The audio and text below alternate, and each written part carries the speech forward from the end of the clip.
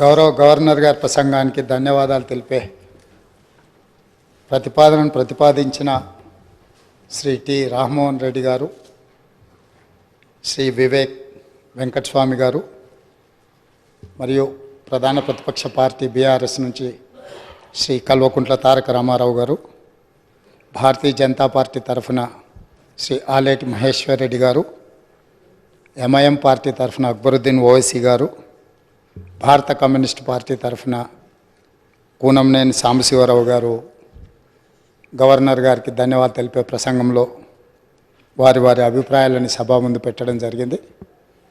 ఈ అంశంలో వీరి అందరికీ నా హృదయపూర్వకంగా ధన్యవాదాలు తెలియజేస్తున్నాను. నూతనంగా ఏర్పడ్డ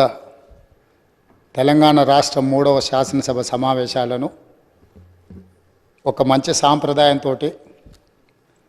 ఆదర్శవంతమైన పరిపాలన అందించడానికి కాంగ్రెస్ పార్టీ కట్టుబడి ఈ శాసనసభ సమావేశాలను ఏర్పాటు చేసింది. ఈ సందర్భంగా నాడు తెలంగాణ ఉద్యమంలో తెలంగాణ 4 కోట్ల ప్రజలను ఏకోన్ముఖం చేసి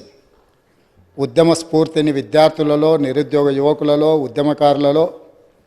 తెలంగాణ రాష్ట్ర సాధనలో అమరులైన కుటుంబాలకు స్ఫూర్తినిచ్చిన అందశ్రీ గారి కవిత్వంతో ప్రారంభిస్తే తెలంగాణ ప్రజలందరికీ కూడా ఈ ఉద్యమ స్ఫూర్తితో పరిపాలన అందించాలనుకున్న కాంగ్రెస్ పార్టీ విధానాలు తెలుస్తాయని భావిస్తూ ఏందిరా తెలంగాణం, ఎలా మూగబోయింది జనగానం, ఏందిరా తెలంగాణం, యముల పాలవుతుంది మాగానం, రాష్ట్రం వస్తే కుక్కలా కాపలా ఉంటానంటివి, మక్కువతో పలికిన మాటలేమాయే, అధికారం వచ్చే అహంకారముతో పొంకనాలకు పోయి రంకెలేసుడు ఏంది. అందశ్రీ గారు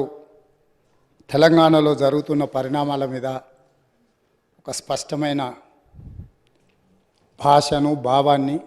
ఈ తెలంగాణ సమాజానికి ఇచ్చిండ్రు. ఈరోజు శాసనసభలో వారి యొక్క ఆలోచనను ఈ శాసనసభ ద్వారా తెలంగాణ ప్రజలకు గుర్తు చేస్తూ ఈ శాసనసభలో జరుగుతున్న చర్చలు,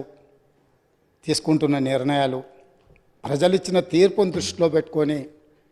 మనం ఇక్కడ చర్చలకు పాల్పడడం కానీ పార్టీ నిర్ణయాలు తీసుకుంటే బాగుంటుందన్న ఆలోచనతో ఈ తెలంగాణ ప్రజలు ఇచ్చిన విలక్షణమైన తీర్పు, కుటుంబ పాలనకు వ్యతిరేకంగా ఇచ్చిన తీర్పు,